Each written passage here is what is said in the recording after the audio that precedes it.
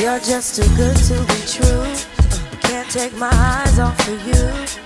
You be like heaven to touch. I wanna hold you so much. At long last, love has arrived, and I thank God I'm alive. You're just too good to be true. Can't take my eyes off of you. Caught in the way that I stare. There's nothing else to compare. The sight of you leaves me weak. There are no words left to speak. But if you feel like I feel, please let me know that it's real. You're just too good to be true. Can't take my eyes off of you.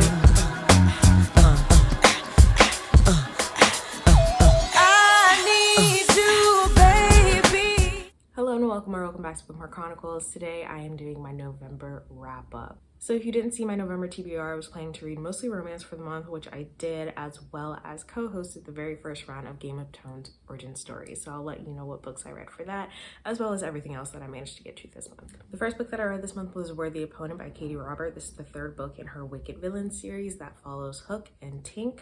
I really enjoyed this one. I do have a drunk book review of it. I won't say too much about the plot because it is the third in a series of companion novels, so I don't want to give anything away. But if you're a fan of Disney villains, highly recommend. It is an erotica series, so if that's not your thing, you might not like it. But if it is, highly recommend. It's a great series and I'm really enjoying it so far.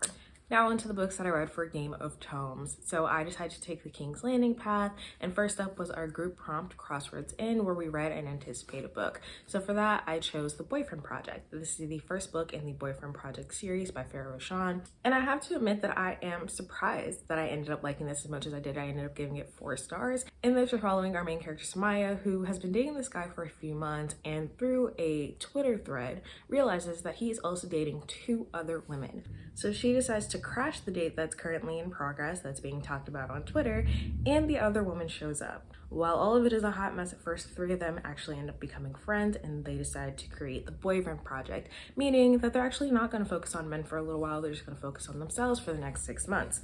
However, during all of that, Samaya ends up meeting someone at work who she ends up falling for, and it was a good time, I'm not gonna lie. At first I didn't love Samaya, but she did grow on me in the end. Daniel, on the other hand, I loved him from page 1. I highly recommend this series. I'm really excited to continue. I already have the second book, which is the Dating Playbook, which features Taylor, who was one of the other women that Samaya became friends with at the beginning, and I'm really excited to continue. I think it's gonna be a good time. My next prompt was King's Landing, in which I had to read a 5-star prediction, and for that I read Spoiler Alert by Olivia Dade. Unfortunately, I did not give it 5 stars, but I did end up giving it 4.5 stars, which isn't bad. There was just one little thing that I didn't enjoy about the main character, and surprise, surprise, it could have been fixed with communication because romance. But anyway, in this we are following, what's her name?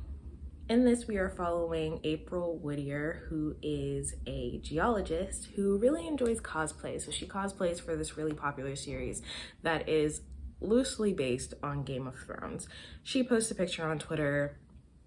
People suck, and people start bullying her on the internet. The star of the show, Marcus Castor-Rupp, ends up seeing that tweet and asks her out on a date. This is like a Twitter exchange happening. So they go on this date and they do like each other. However, there is one problem. April runs this fandom website that is about the show that Marcus plays in. And he realizes that they have communicated with each other in the past, but he's not supposed to be talking about the show in anything other than a professional capacity, so he can't tell her just yet. Like I said, I did enjoy this. There is great plus size rep, disability rep. The characters are really well written, and the chemistry between them is actually believable, which is a huge thing for me in romance. But like I said, there was just one thing about April that I didn't necessarily love. Otherwise, I do highly recommend this. I think that it deserves all the hype that it is getting, and I'm really excited to read the next book in the series, All the Feels, which is a companion novel about 2 of the characters that we meet in here. My last prompt for Game of Tomes was The Iron Throne, in which I had to read a book about or featuring royalty. Originally, I wanted to read The Princess Trap by Talia Hibbert. I did start it. I had both the ebook and the audiobook. However, I wasn't feeling it. I don't know. I just didn't care about the characters. Didn't really feel the chemistry between the 2 of them, so I ended up DNFing. Instead, I picked up Evil Twin by Katie Wilde. I got this book from a recommendation video that Heather from Hia BookTubes did on royalty romances, so I will link that below. And surprisingly, I liked it. In this, we are following Bane, who is the prince of this land. His brother is the king because he's the older twin. Bane thinks that his brother is completely fucking useless and a terrible king. However, he made a deal with his mother on her deathbed and promised that he would never kill his brother. So instead, he decides that he's going to seduce his brother's wife so that he can take her kingdom. So that already sounds interesting. I have to admit that I was very pleasantly surprised by some of the twists that happened in this book. I really enjoyed them. Overall, I rated it 3.5 stars. There were just some little things here and there that I didn't necessarily love, and there was a part at the end that I didn't care for.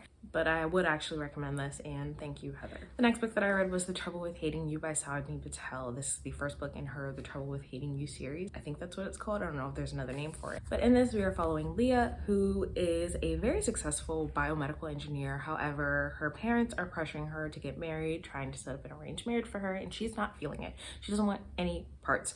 So one day her parents invite her over for dinner, and they're just like, oh yeah, it's gonna be the 3 of us. And they actually invited some guy and his mother over. She was like, nah, y'all lied to me. I don't want to be here. So she leaves. So the guy that she was supposed to meet, his name is Jay, and he's pretty pissed at her for leaving, but eventually romance ensues, and this is a really good book. I really enjoyed it. So I ended up giving this 4 stars. I'm not gonna lie, I actually hated Jay in the beginning. I did not want them together at all, but he really came around in the end, and I really appreciated his actions. There were some parts where both of the main characters were getting on my nerves, but overall, I did end up enjoying it, and I'm excited to read the next book in the series, which is First Love, Second Chance, I think, which is about one of the characters that we meet in here, who's one of Leah's best friends. If you decide to read this, though, I do want to let you know that there is content warnings for sexual assault. Nothing graphic or on page. However, our main character does have to be in the same place or around her assaulter on an almost regular basis, as well as death of a parent. I also think that people who enjoy the sort of workplace romance forced proximity trope would probably enjoy this too. The next book that I read was Empire of Gold. This is the 3rd book in the Daevabad trilogy by S.A. Chakraborty that I have been buddy reading with Dasha. I can't say too much about the plot because it's the finale in a trilogy. But if you're unfamiliar with City of Brass, we're following Nari, who is a con artist in 18th century Cairo. One day, while trying to help a young girl, she accidentally summons an ancient Jinn warrior. This warrior realizes that she has some magical abilities and takes her to the magical city of Daevabad. Now, I've talked about this a lot on my channel, so I won't go too much more into the plot. However, Empire of Gold just did not work out for me. I do have a drunk book review of it coming soon, and I rated it 2 stars. And it really hurts me to say that, but I did not love it.